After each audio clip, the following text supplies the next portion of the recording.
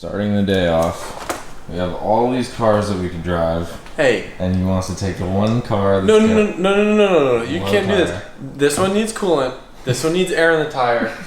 And these ones are a little incapacitated right now. Long story. But yeah, it's had a leak for a while, but the tires are expensive. And I'd rather put money in turbos for other cars than a new tire. So I'm tired. I guess I could agree. What? I can't hear you. I could agree with that. What?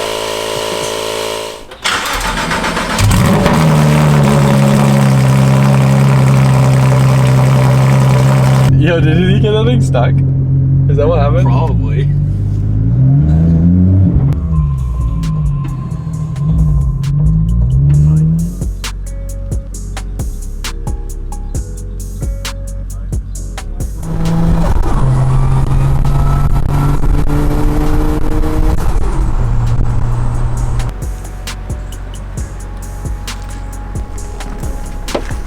We lost fuel pressure on the side of the road.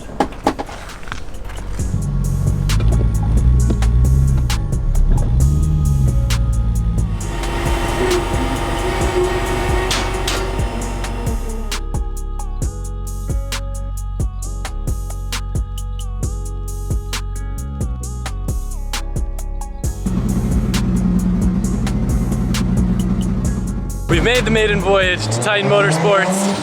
We got a busy day ahead of us. Freddie's here, already going in on the chaser.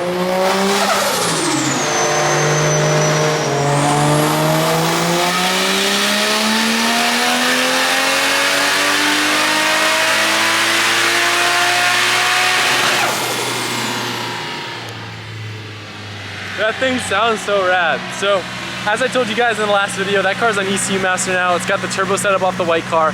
The only difference between this and what the white car was before is we're properly tuning on flex fuel now. So we'll know what the turbo setup makes on 93 octane, which I'm genuinely curious. And on top of that, we don't have aftermarket cams. So instead of 264s, we have stock cams, and it'll be interesting to see what kind of difference that makes. If it does spool a little bit faster, maybe make a little more torque, but maybe it'll fall off more up top. We'll see. That's not bad, right? That's pretty good. I swear, they've got something on their dyno that makes my cars all read low. But that's spinning, right? Yeah. No. I'm kidding. Yo, I think the graph's crooked, bro. Oh, wait. Nope. There we go. Not bad, bro.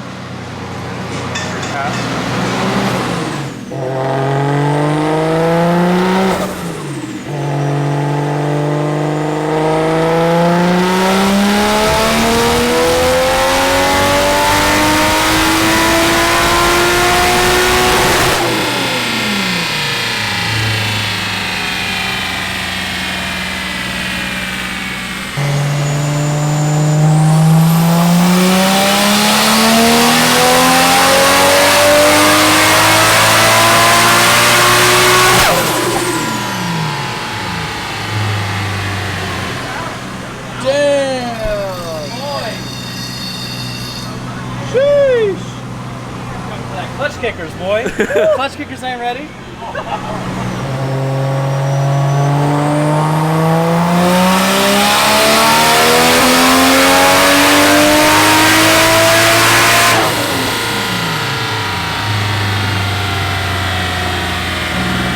You don't need this, bro?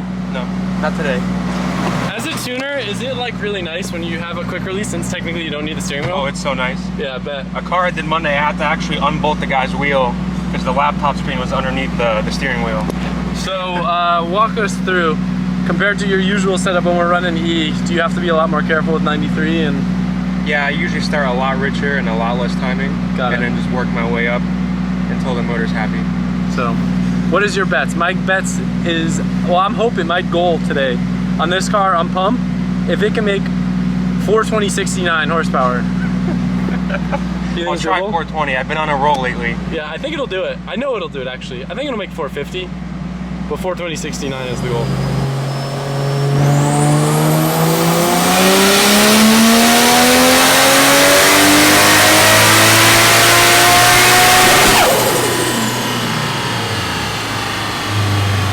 So we went to a pretty big turbo setup on this car, and you can see it doesn't really come on at all until about $6 grand. and then right around 10,000 RPM it starts waking up, but we get a little fall off right around like the 13,000 mark. But 1Js, you can usually rev them a bit higher, but since we have stock valve train, we're keeping it at say 15,000 RPM. Yeah.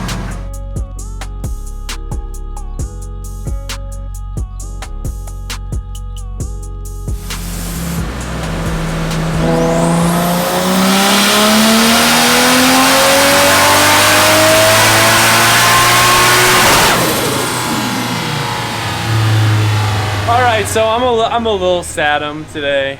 I was hoping for 420-69 Blaze It, and we made 390 wheel on pump gas. Now, even though this turbo is capable of 660, it is massively, in that 660 crank, it's massively undersized for the 1J, which I knew, and I was focusing more of like a response stock turbo like setup. Freddie, do you want to kind of elaborate on why we're keeping around the 390 mark? So typically my rule of thumb is I don't go over 20 pounds on 93 octane. So I have it at 18, 19 pounds, super safe for drifting, and we'll turn it up on ethanol.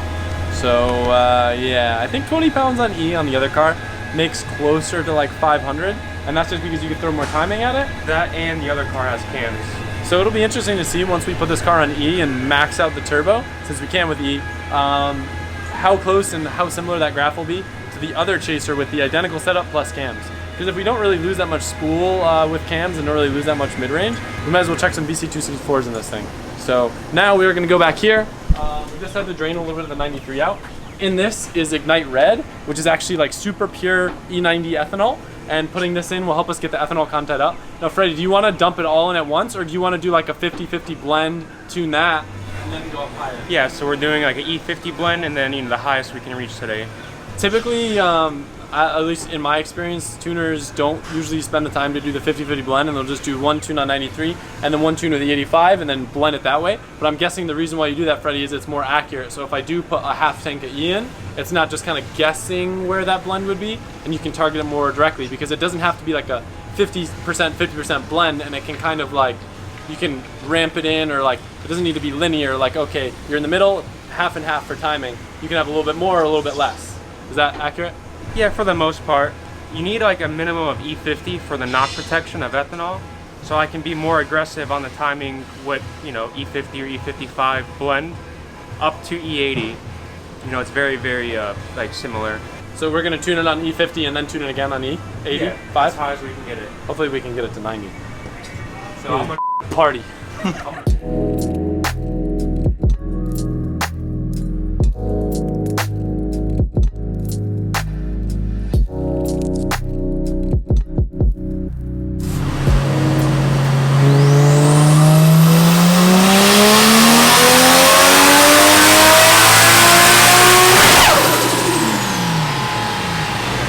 First pull on E, 463. Is that same boost? I'll have to boost.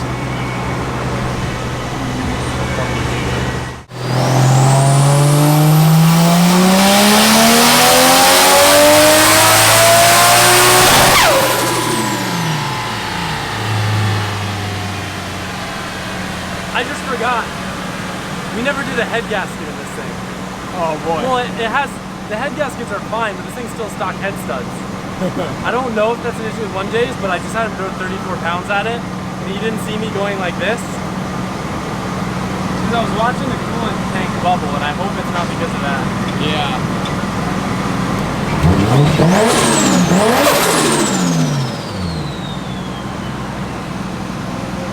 I'll turn it down though a little bit. What is usually like, I mean 34 pounds, it's just the torque, right? What's gonna kill it is the torque down low. Yeah, so that's gonna lift the head. we can just ramp that out. You can kind of pull it out a little bit, right? Yeah, I'll pull it out. Okay, so what we have learned, if you want to film this, it's very important to match your cam size to your turbo size. And this is a very tiny turbo that we had matched on the other Chaser with some like pretty big cams. And the thing is, they kind of fight each other, right? Because bigger cams are designed to have more efficiency up top, so you would size that with a bigger turbo. Where we had a super small turbo and big cams. And this data right here shows that with this new setup, obviously the setups aren't identical, like there could be variances in tuning and where the boost is, but we have more power earlier, more torque earlier, a little bit less right here, that's probably a tuning thing, and a little bit more up top. with stock cams. So with this turbo setup, I don't think there's a lot to gain from going to bigger cams. Would you agree? Yeah, I'd leave it just alone and just manage the torque a little bit better and put a head gasket in it if you're worried about it over time. Yeah. Because the thing is with cams, right? You would go to a bigger cam up top if you have a turbo that breathes more up top, and then you start having a restriction because of the stock cams. But it seems like the turbo is a restriction, not the cams. Would that be correct? Yeah. So it's small, but it has a very good power band. Yeah, I mean that's crazy. This torque curve right here. Yeah.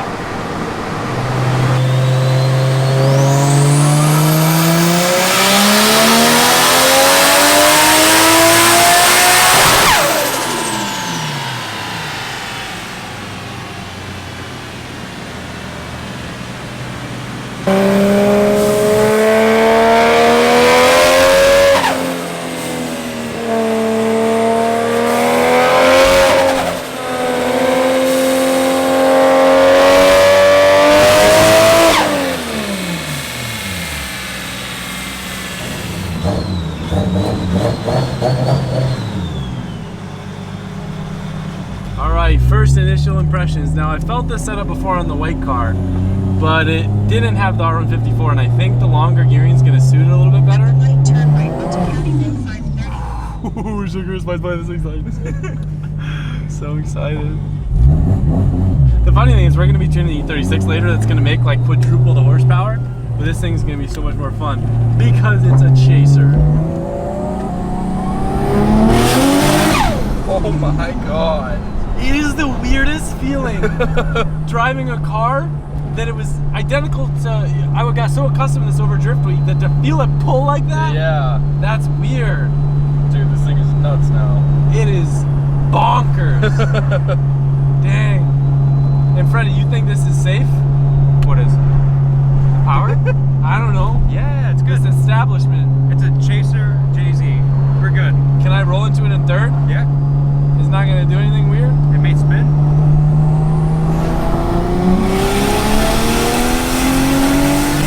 Whoa! Warp speed! Holy crap, dude. It's so fun. It's like not the fastest car in the world, but it just hooks Yeah. and digs. Damn. Wow. And it sounds so cool. Let me do a quick second gear spice. Ready? Yeah. I think what's wild is the suspension setup on this, and the tires are so grippy Yeah. that it doesn't spin. Nope. Where the other Chaser spun, this thing just goes, you know. In Florida, you actually go to Amazon Prime, they don't come to you. Check it out.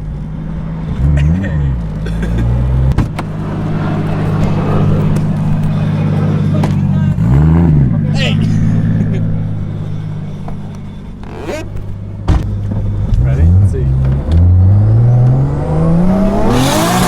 Yep. That's fun. Mike, you see what I see? I see a tunnel. Tunnel full? Bro, what a fail of a clutch kick. It just gripped up on me. You felt that? Yeah, oh yeah. I was trying to be a big one. Life update. We've gotten the entire facility of Titan now addicted to these violet drinks. So we're doing a little violet drink run while we wait for someone to bring the E36 over. Alberto is finishing up some fat stuff to fit the G3770. I'm gonna make some sandwiches in the driver's seat because we out here saving money. You getting crafty. You know, I'm getting crafty, bro, from the market pantry. But listen, fun story. You want to tell the story, Mike? I think you should tell them the story about the lady in the pink drink. Oh yeah. Yeah. We were walking out and she was like, "Hey, what's that pink drink called?" And Guess Adam, what I said? Guess what I said? I go, the pink drink. But I actually lied to her because it's a violet drink. The pink drink's different. Next up to bat, we have the E36. If you guys remember at Clutch Kickers, it was so gripped up and so low power running, running at like 480 wheel to the point where it wouldn't go over, what was it, 6,600 RPM? Yeah. Something like that. So the car physically did not make enough power to go higher on the track, and I needed more wheel speed. So we went up one in the G30 lineup to the G3770, which should make about 100 more at the wheels. We were struggling with IAT issues before. I think this will help with that. And I think we should be able to make 600 no problem on it. Alberto did have a bit of a difficult time because the compressor housing is so much bigger. He had to actually clock it a little bit. So the downpipe needed to be redone. Some of the intercooler piping needed to be redone. But hopefully, she's gonna party. We didn't change the wastegate spring, so first rip, we're thinking mid-5s. That'd be sick. Spicy. Hell yeah.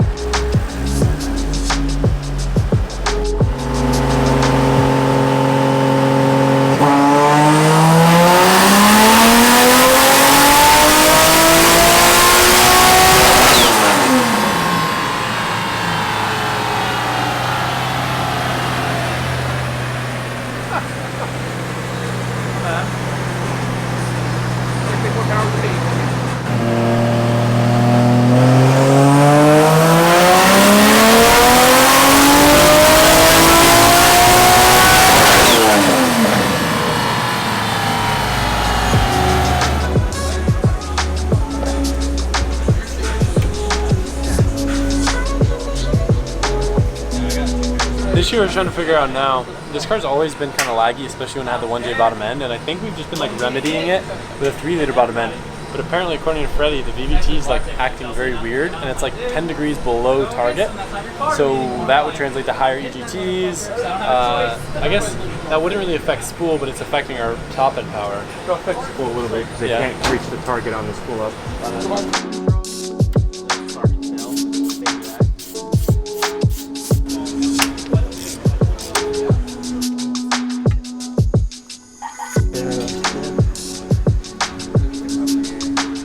Oh yeah, that's a good one. You know, you can tell? Yeah, Oh damn. the extra lube there. That's the Gen 2 VVTi solenoid. What's the difference? Instead of a Mark 5 Supra. I know you're Got fucking him. with me. So like, what? Stupid. Obviously, the trunk off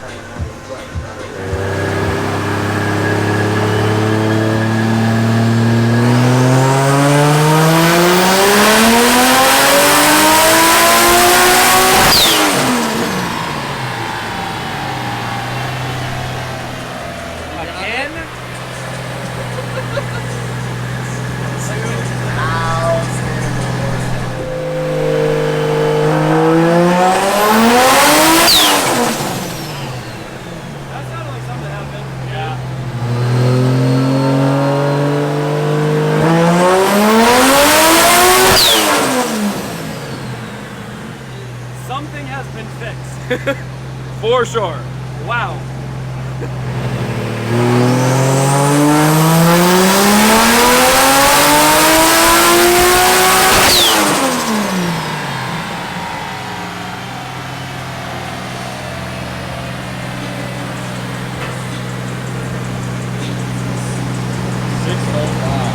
Yeah, but this is where you're gonna really see it. Wait for the comparison. I guess that's not the biggest gain, but it's something. Definitely better. Yeah, whenever you threw more boost at it though, actually. Yeah. I don't know, maybe it's, I thought it was better than it was, maybe. Yeah. So we're up to about 580 wheel, but the problem with this car, if you can look at this graph, what I'm trying to do is get more torque up here, because the reason that it can't spin the wheels at a higher RPM, torque is what matters, right? Horsepower is irrelevant. We need the torque to be able to continue spinning the wheels at the higher RPM. And to make the torque up here, we need to throw more boost at it up top. But some sort of inefficiency, maybe in the 1J head, is making it really hard for us to hold that torque up top like we need. Down on the bottom, we're doing great. We're making good power, but I need this torque higher, which as a result is gonna make our horsepower keep going up. So we're just gonna keep throwing boost at it.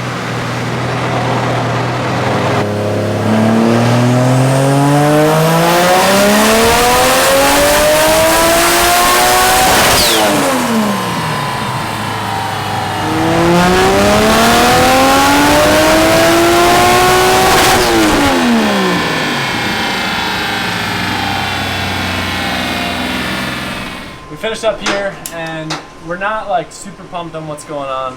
For whatever reason, the car still has really bad IAT issues, and it's kind of falling off more than we think it should up top. Freddie tuned an identical setup, G3770, but on a 2J, and it made more power, it didn't fall off as much, and we're thinking maybe it's 1J head restriction or cam thing. That or the cam degree is off. So we'll have to come back with an adjustable cam gear and check, but if you come over here, you can see right from like about 5,000 RPM onward, we make about 100 more foot-pounds of torque. and 100 more horsepower, which hopefully should be enough to get us some more wheel speed at the clutch kickers comp.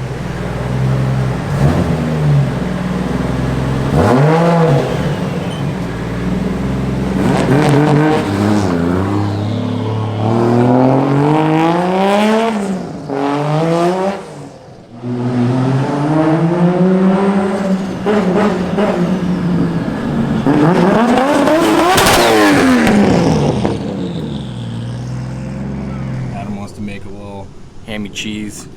Ham and cheese, anyone? I got that for 7. Thank you. Joe, you want ham and cheese? Make me a sandwich. Here. Well, it's quite poisoned. Nom nom nom nom. Come on. Indeed. This is sick because now I didn't even do that stomach, he was. These sandwiches have been sitting out all day. Okay. Good. Does it? Yeah. I got that sweet ham. Alright, we're giving Mike the signature Gringos Locos lifetime experience. Mike.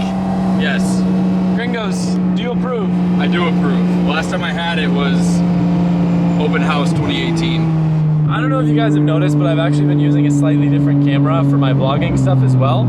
I don't know that it's the greatest in low light. I literally just downshifted with my knee. Yeah, I can always put on 30 frames per second at nighttime like I used to do with my other camera. Yeah. Got downshift so people know it's manual. I love coming back like by UCF just because it sounds so cool when it echoes off the buildings.